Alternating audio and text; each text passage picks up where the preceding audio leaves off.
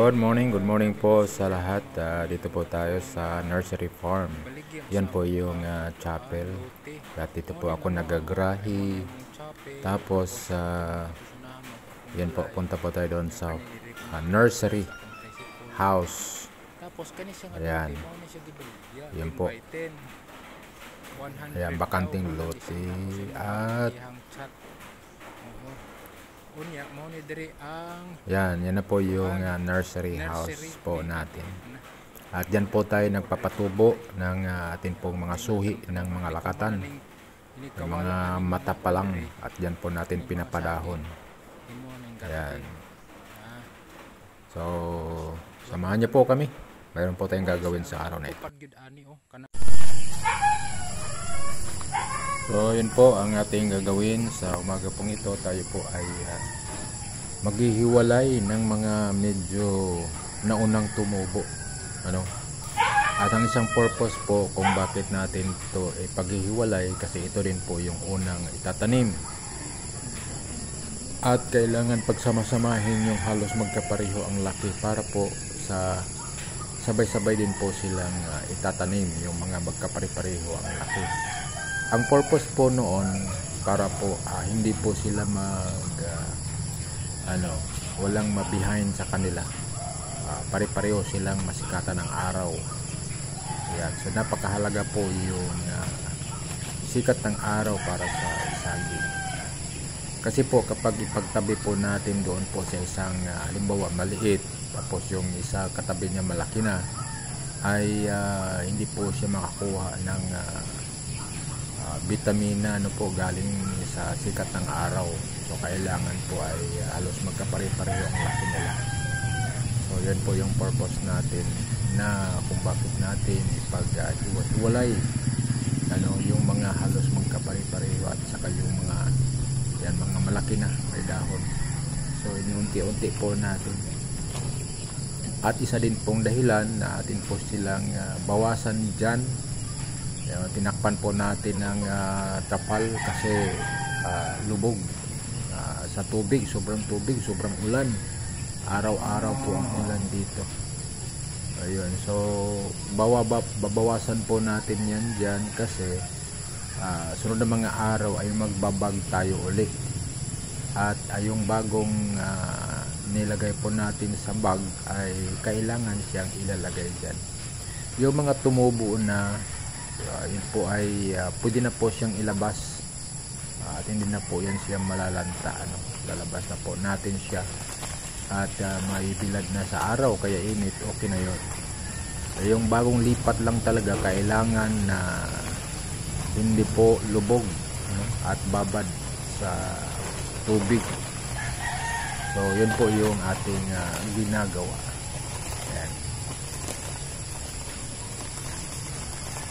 Shout out po kay Jen Dulay, kay Lola Tim Plaza, Lilo Rubilia, ayan, at marami pang iba, nakalimutan ko po, hindi ko po nalista. Pero sa lahat ng mga nagsasilent viewers, sa mga silent supporters, no skip, mga ads, thank you po. Kay Lydia Pat, salamat. Ayan, at sa mga nagdalaw, sa mga nag-subscribe sa aking mountain channel. Yan. Tuloy lang po. Ako ay tuloy lang sa kung ano yung ating ginagawa at gusto nating gawin. Yan, kung saan tayo maligaya, yun doon tayo. So ako po ay enjoy ko po ang pagtatanim. So masaya po ako na may nakita doon sa may bunga na yung ating mga pinaghirapan. Ay satisfied na po ako. Ayan. So yung ginagawa po natin dyan ay tinutupian natin. Kaya lang sobrang dami kasi parang hindi na talaga matupian lahat. Pero gusto ko pong tupian siya yung bag para po ay pag nagbuhat ay matibay siya kasi doble kaysa yung walang tupi. Pag minsan mabigat, mabasa lupa, basa ng tubig, mabigat. ay napupunit siya. Pero pag nakadubli siya ay matibay po at wala problema.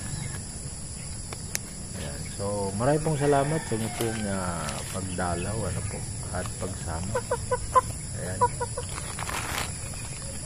Please continue to support Kuya Bal Santos Matubang at Edna Vlogs at Kalinga Prabhat sa lahat ng mga Kalinga partners. Yan, tatanong po, may mga nagtatanong kung magkano ba ang kitaan sa lakatan. Disclaimer lang po, depende po kasi yan sa lugar. Kung ang Mindanao, medyo mura po doon ang bintahan ng bilihan doon, mura kumpara dito banda sa South Luzon. Ayan.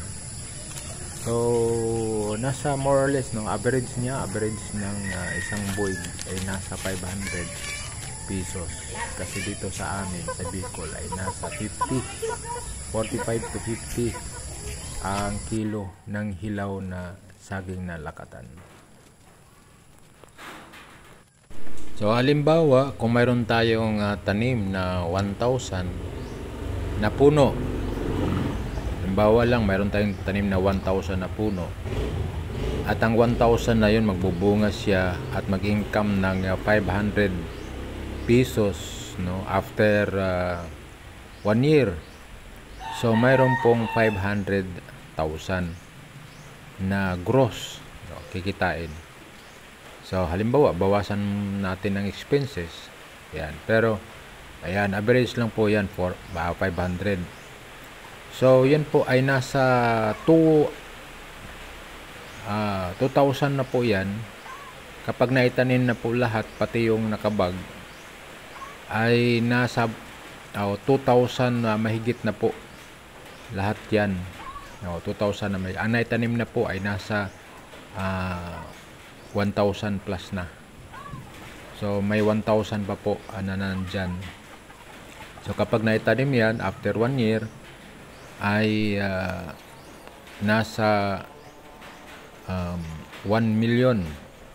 Sa 2,000 na puno, nasa 1 million. Kung mag-average ng 500 ang kikitain niya bawat bunga sa isang puno.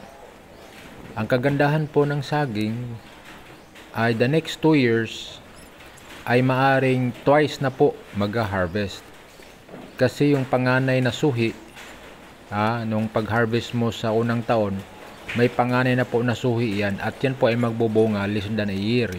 Mostly 5 to 6 magbubunga na rin po yan. And yung kasunod naman ay doon po sa 11 to 12 month. So kung nag-income tayo ng 500 sa unang taon, the next 2 years, maging 1,000 na siya. Kung manatili ang ganong presyo. Kasi 2 beses na tayo mag-harvest. E na isang advantage po sa saging kumpara sa ibang mga tanim pagdating sa mga bagyo, mga kalamidad na dumating.